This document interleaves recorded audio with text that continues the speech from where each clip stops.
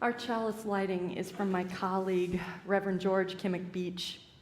In the mystery of life all about us, there is light. It gives us a place to be, to grow, to rejoice together. It opens up pathways to love. In this place of friendship, there is freedom. Let the light we kindle go before us into this time together. Strong in hope, wide in goodwill, inviting all that this day will bring.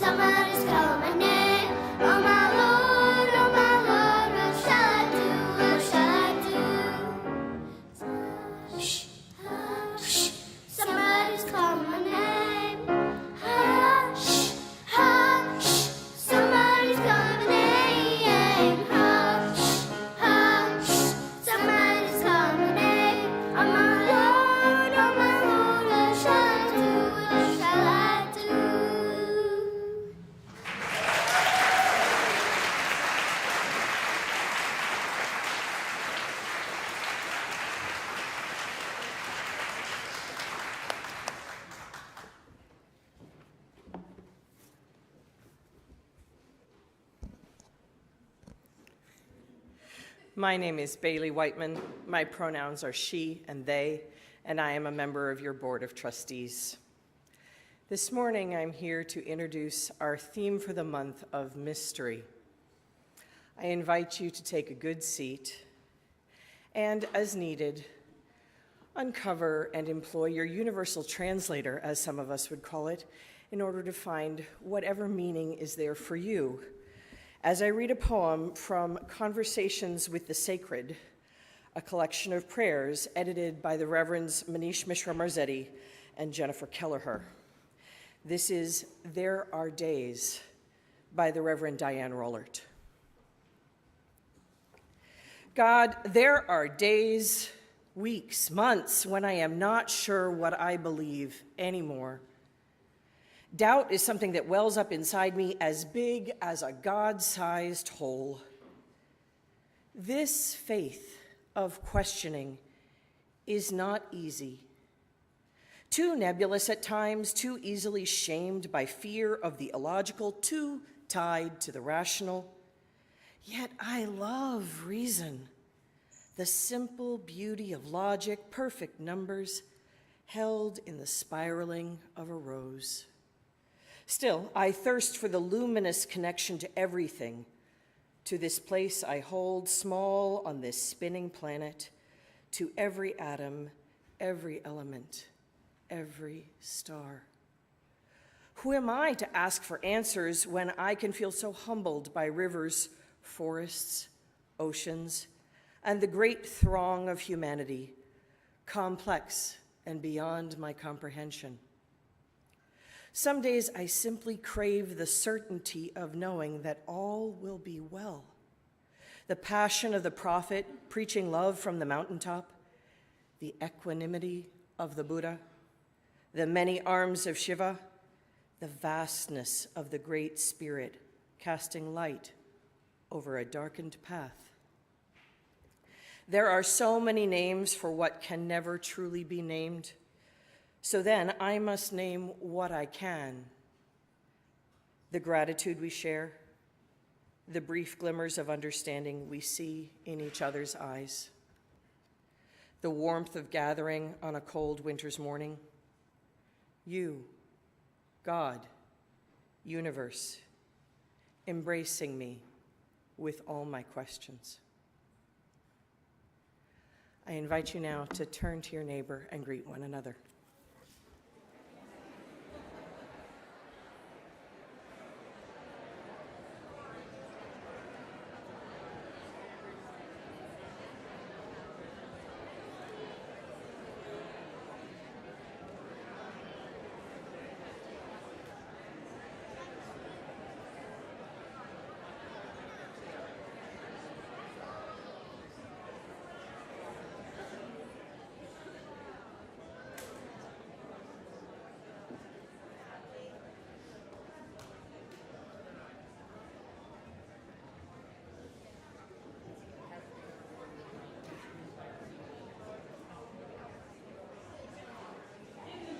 All, as the choir has made their way to the front to greet each other, I want to invite you in just a moment to rise in body or spirit to sing together. Cliff is going to talk us through it.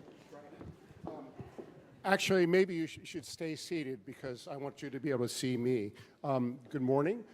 We haven't sung Where Do We Come From for quite some time, so a little explanation is in order. There are 3 lines corresponding to the 3 lines of text you see up there in your imagination. Yeah. We're going to refresh ourselves on the tune first. So the choir is going to sing each of those lines twice. On the second time that they sing, you sing with them. Okay? All right, here we go.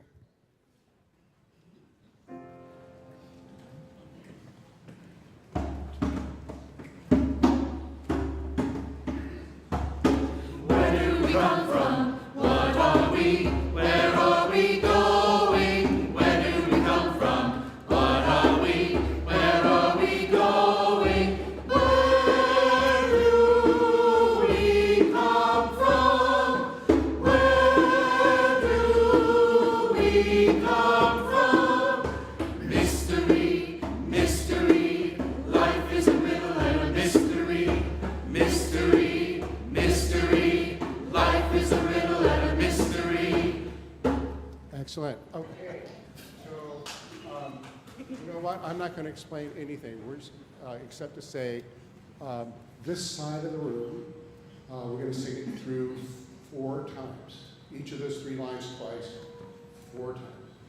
This side of the room in the balcony, you also are going to sing it 4 times through. There's going to be a little break after the second time through. And I will give you a don't sing gesture. All right. Great. Okay. Let's have fun.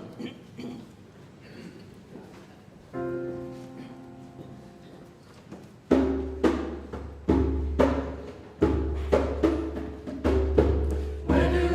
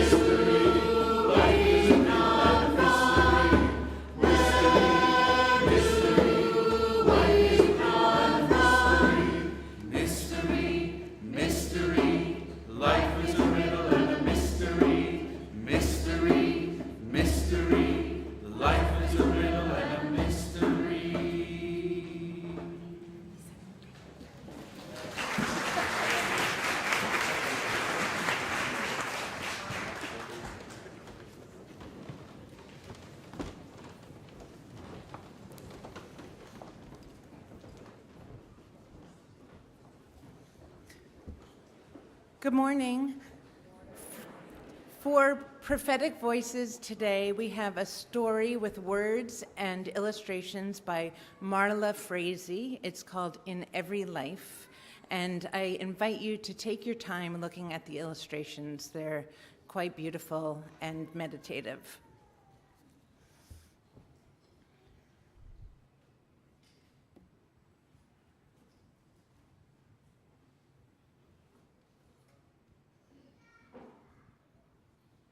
Is it up there? Okay. It's supposed to be up there too. Sorry.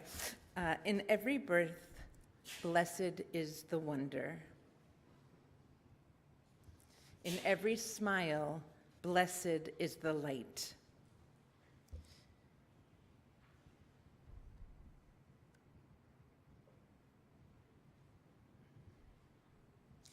In every hope, blessed is the doing.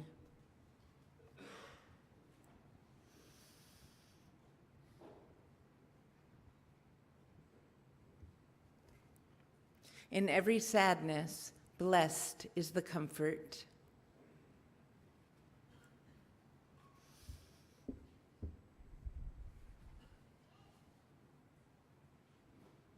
In every moment, blessed is the mystery.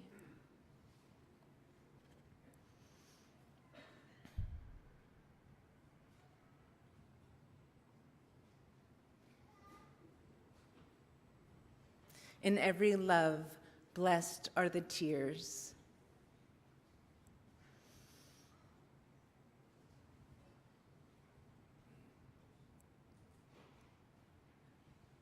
And in every life, blessed is the love.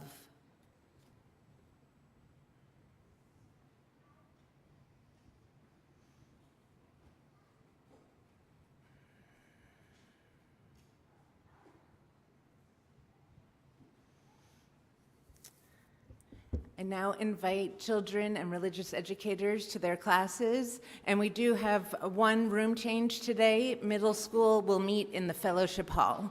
Thank you.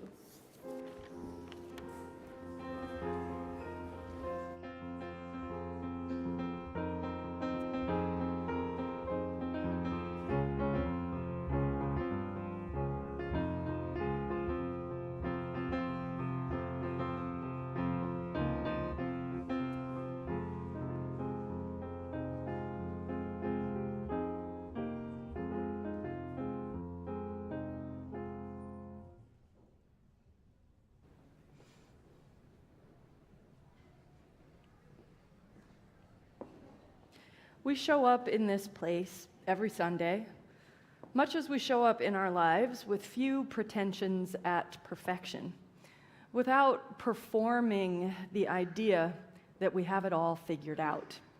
In fact, we come into this place muddling through our own particular concoction of joy and sorrow, laughter and tears. At any point in our service, that's why these candles are here, to light one for whatever lives in the silent sanctuary of your own heart, the joys and the concerns that animate your life this week. There are a few that I want to lift up for all of us. Reminders unending of wars that do not cease and of ancient enmities that are as yet unhealed. We light a candle this week for Rosalind Carter, for that soul mate of one who worked to make a way forward in some of the hardest times that our nation has faced. We light a candle for all those in the in-between days of Thanksgiving and Christmas and all the holidays that beckon, for the children who are delighted that finally the season is upon us, for the parents who are tired at the mere prospect, for all of us holding the various ways in which we might yearn to kindle the lights or be beside candlelight in this season. For those hurting and hoping, for every child born in a season of light, and for all those we wish so deeply we could share the light with.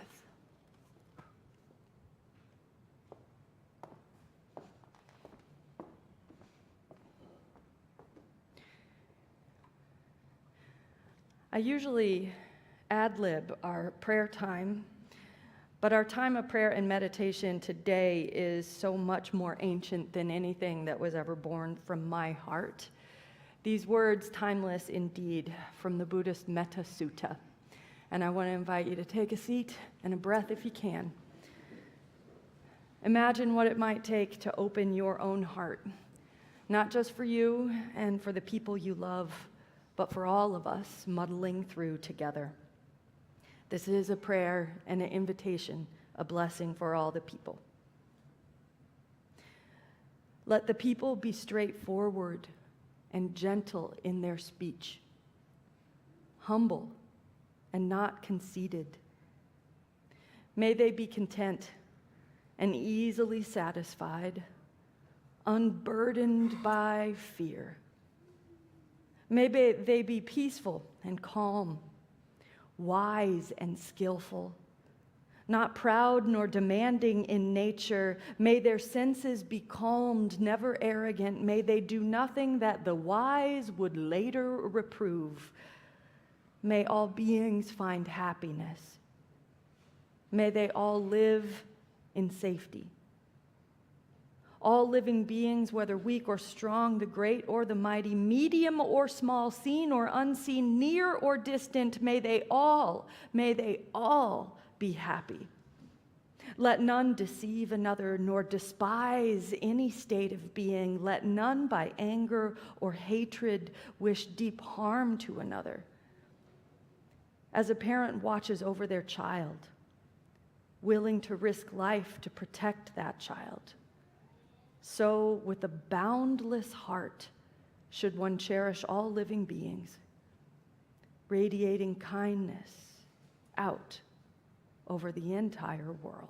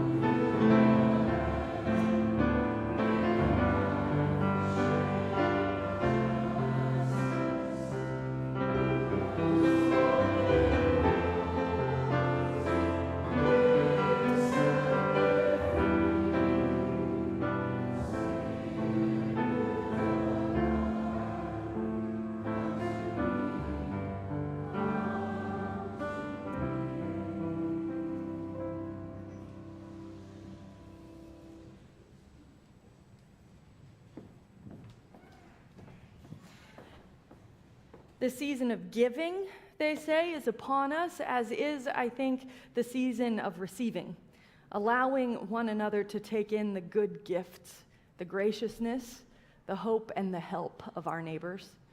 And so in this time of offering, it is in some ways a collective spiritual practice, not only to give to the community that we build together, but to receive those gifts, not only with gratitude, but with the commitment to take those gifts and transform them into sustenance for our own lives.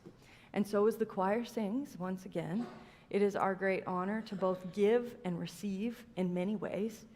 You can give and receive your financial generosity in all sorts of ways. You know, we've got a box in the back. You can text 73256 plus the amount and let us know what you'd like to give. You can give online. We can do it all, and the baskets are coming around. The greatest invitation, however, is to consider how in the days and weeks to come, as you are invited to be generous throughout your life, you might also commit yourself to a gracious and enduring receiving of those gifts which come your way.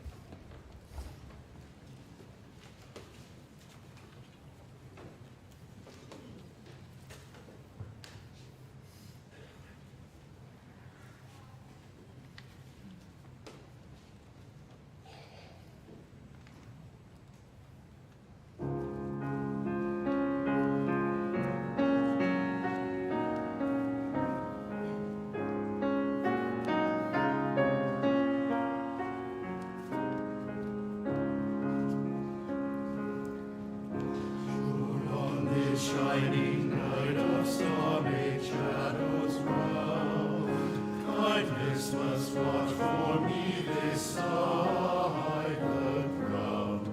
On this shining night, this shining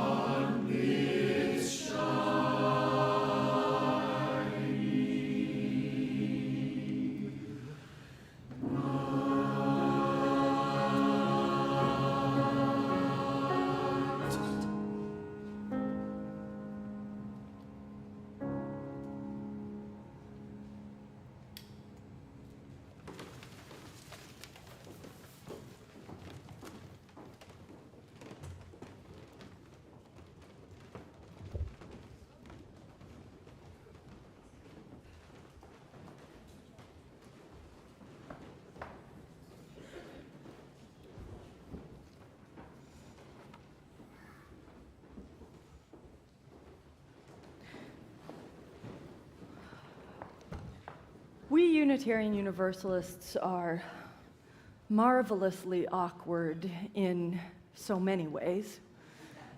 Anxious often by what it means to come together as one community, believing a great many different and sometimes disparate things about the holy, about God, about what God is or is not, the existence or lack thereof, about what it means to pray.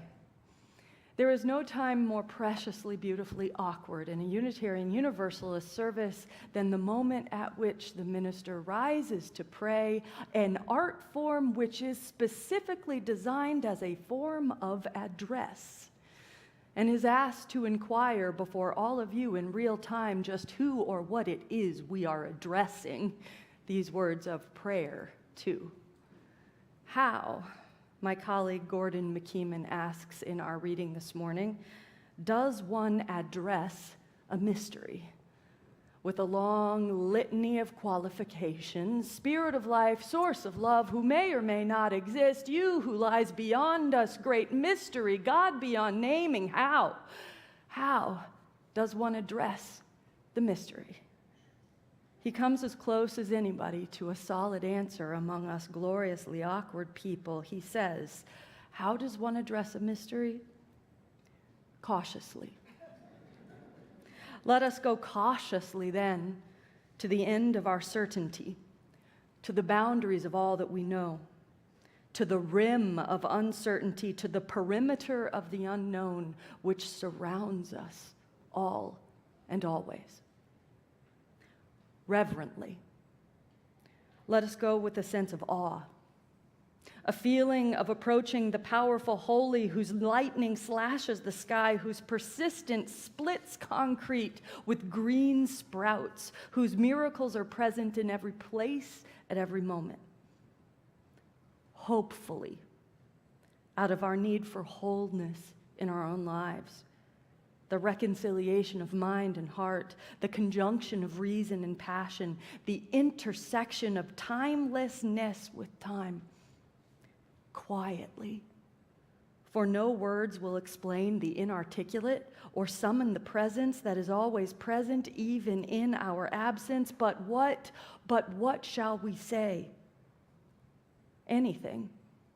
Any anger, any hope, any fear, any joy, any request, any word that comes from the depth of being addressed out to being itself. Or perhaps instead of everything, we shall say nothing. No complaint, no request, no entreaty, no thanksgiving, no praise, no blame, no pretense of knowing or of not knowing. And simply be in the very intimate presence of mystery, unashamed, unadorned, unafraid, and at the end say, Amen.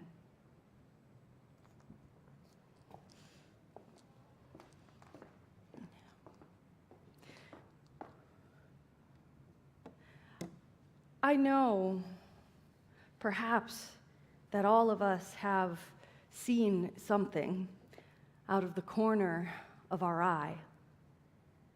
Have you seen something just at the edge of your vision? It feels like things are always flitting about at the corners of eyes, at the edges of vision, just outside of our ability to wholly see, but not entirely cut off from our perception. Did you ever notice a passing shadow, a skittering mouse, or what the heck, a sense of calm that got away from you before you could fully turn to face it? Only to see the same old outlines of the same old world that had been there a moment before. No particular or unusual magic on the other side of your gaze when it turns to try to catch what skittered away in shadow. There is only just life, same as it ever was, same as it will be. Life, beautiful and broken, blissful and boring, even in the presence of the vast confusion. Did you ever have the feeling that you almost saw something really awesome, almost encountered a singular truth that might hold it all together, perhaps too profound to name or pin down or claim it as your truth with a capital T once and for all? Did you ever find that a glimmer or a glimpse of true calm, a passing sense of peace, might just be the only home of the holy? Offered up always in passing, never in perpetuity. And maybe, just maybe, did you ever wonder if an ability to live with, even celebrate this abiding mystery, this fleeting nature of the sacred, is a necessary precondition of being a basically happy person in this ever-changing world? I know that is a whole lot of big, sweeping questions I offer no pretense that I can answer. But that is what I do, right?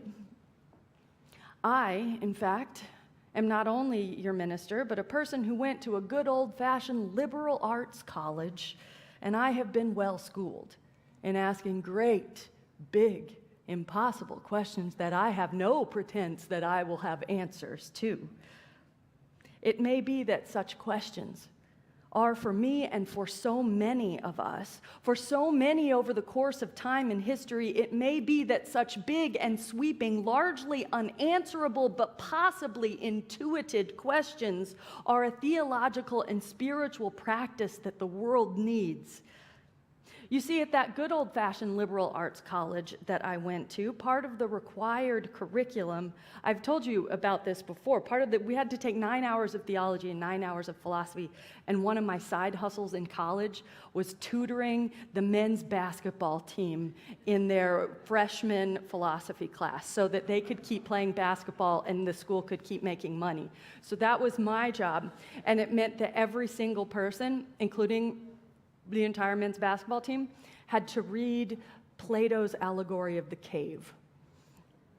I'm sure some of you, I have a hair in my mouth.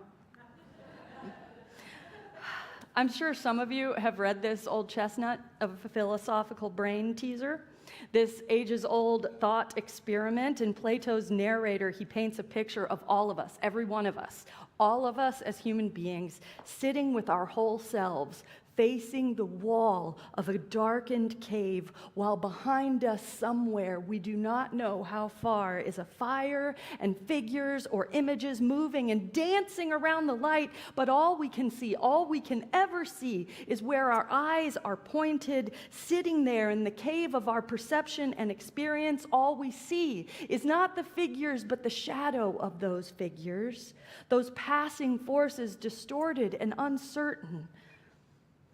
The shadow of all things plays out before our gaze like a dance, and so we see but only partially. We understand but only in shadow.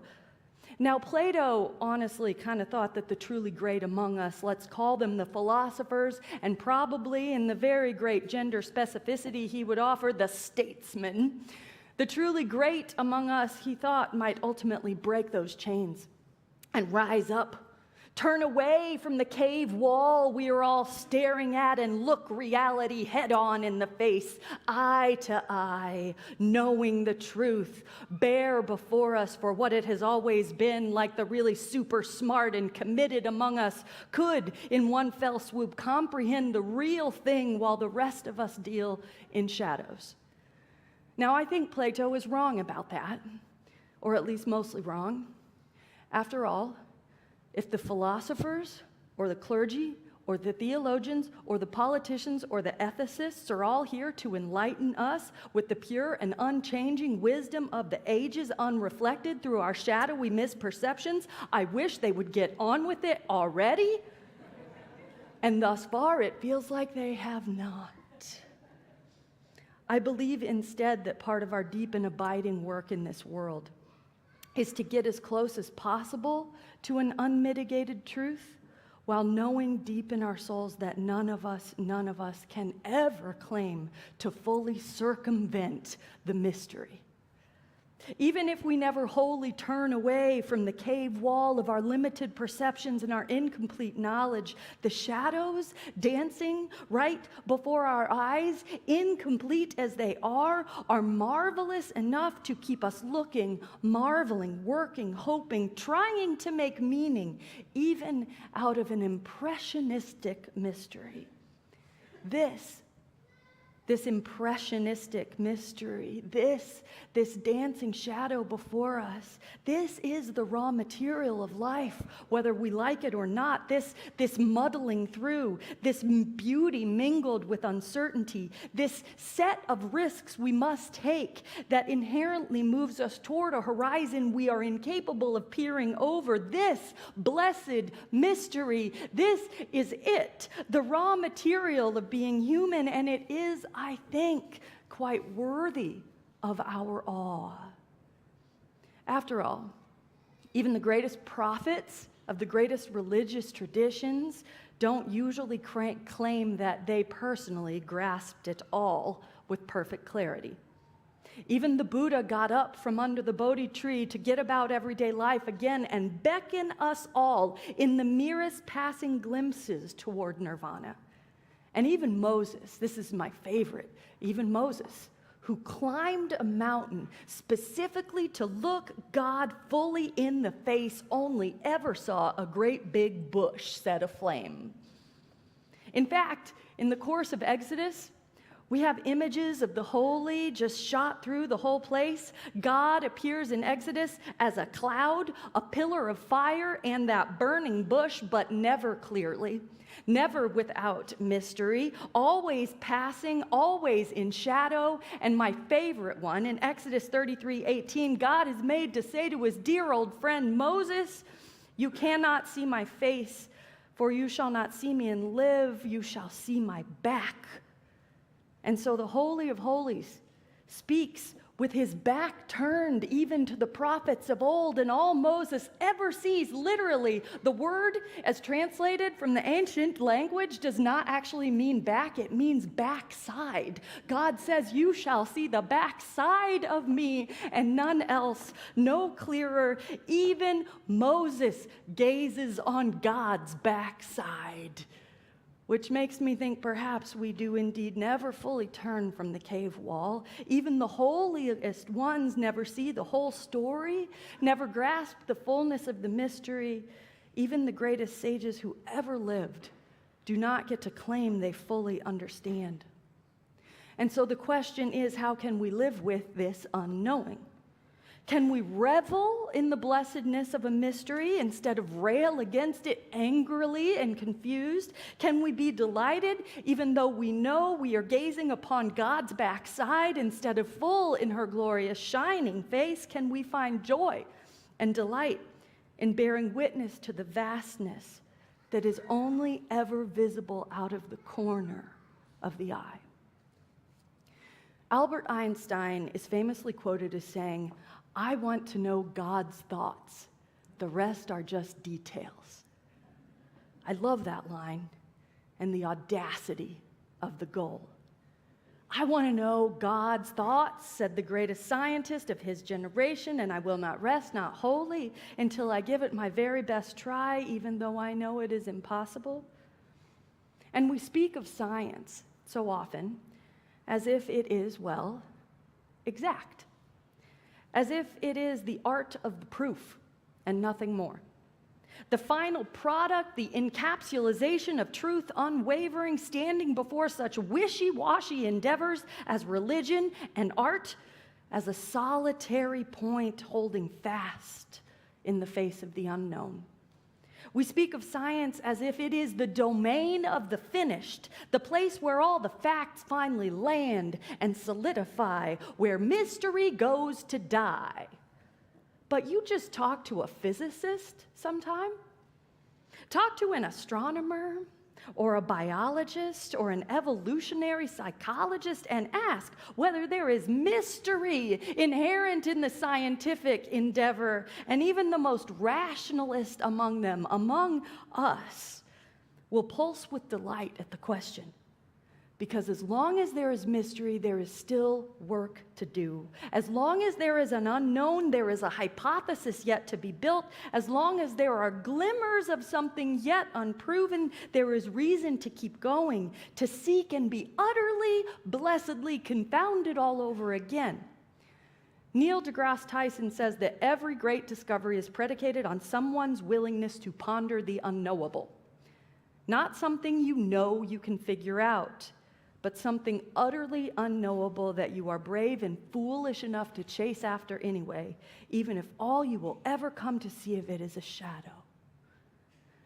Some years back, physicists at CERN, the European Organization for Nuclear Research, this is where I get real nerdy, physicists at CERN announced they had finally discovered evidence of the Higgs boson particle. Some of you are like actual scientists, and I'm not going to try to explain this for real because I would just confuse myself. So I'll keep it simple, not for your sake, but for mine, which is to say that for generations, no scientist has been able to determine what exactly causes an object to have mass. We can define that object, we can study its structure, its molecular behavior, yada, yada, but we cannot figure out why you or me or a paperweight weighs something, and yet mass is observable. We know that you and I and the paperweight all have mass. We can see that. We have evidence of the phenomenon. And since the mid-60s, physicists have theorized about the existence of a particle that transforms non-mass into mass, something rather misleadingly nicknamed the God particle. This could also illuminate some aspects of the Big Bang, which after all is the theoretical time when non-stuff becomes stuff. Now, it would be great if scientists found themselves equipped with some magnificent detector that would ding any time the wibbly-wobbly stuff of the universe was near at hand, but since they don't have that, CERN spent $10 billion building a 17-mile underground tunnel which rams atoms into one another at such high velocities that their component parts go zigzagging around for all to see. And in one of the thousands or millions of collisions staged in that tunnel, when two protons went head-to-head and shot out all the rubbish that was left over, somehow the dying embers of the Higgs boson particle presented themselves before the physicists. You are an actual physicist, aren't you? I think you are. Now, not the particle itself. The particle itself is so unstable it literally falls apart the moment it's created, but the after effects of its presence, the shadows and the footprints of that which makes non-stuff stuff. The detritus left behind when the particle has already passed, and yet that shadow, that footprint was enough to send the community into fits of the delight. Decades of time, billions of dollars have gone into the search for a mystery, and in the twinkling eyes of scientists, even the shadow of its presence is enough to provoke awe. Scientists understand the blessedness of the mystery, even as they commit themselves, body and soul, to expand the edges of our knowledge. Scientists thrive in the half-formed glimpses from the corner of their eyes. They think they might have seen a glimmer already gone of something magnificent, and they do not stop, even if all they've ever gotten is the merest impression of marvelous things. They keep going. Through hard work and occasional glee, they keep going. And why? If science can thrive on the edges of the mystery, should religion be any different? I am in the religion business, which is obvious enough. I make all the conventional noises of a religious leader, and I stand in this well-weathered space bearing the patina of over 60 years of our collective memory and hope. I show up day after day to speak the particular poetry of faith, and why? Because I, too, have glimpsed the holy from the corners of my eyes, have felt it when we come together, and somehow noticed it when it transcends the strange sum of our often quite disparate parts. When I was a little girl, I was an altar server in St. Matthew's Catholic Church in Mount Vernon, Indiana, and I remember holding the giant Bible in the crook of my skinny elbows and walking it up to the shining altar. Though I did not believe then and don't believe now in an old man with a beard watching over and judging us all, I caught a glimmer of something sacred in those moments. Our traditional motions and conventional noises pointed toward a mystery that gives hope. And like an eager scientist who has seen only footprints, I believe it is worth following where the mystery leads, even if we can never fully comprehend it. At Arlington Cemetery some years ago, I once buried a Navy commander with full military honors, and I walked through a pouring rainstorm alongside his 84-year-old wife, who refused to use an umbrella on the way to her husband's grave. Because a Navy man doesn't need an umbrella, she said, and neither did she. And we did not on that day. With the full panoply of this nation's honorifics of its service members, nor all the religious words and trappings I could muster, we did not on that day find the theorized particle of religious truth with a capital T, nor some palpable hope that makes death and loss stop hurting.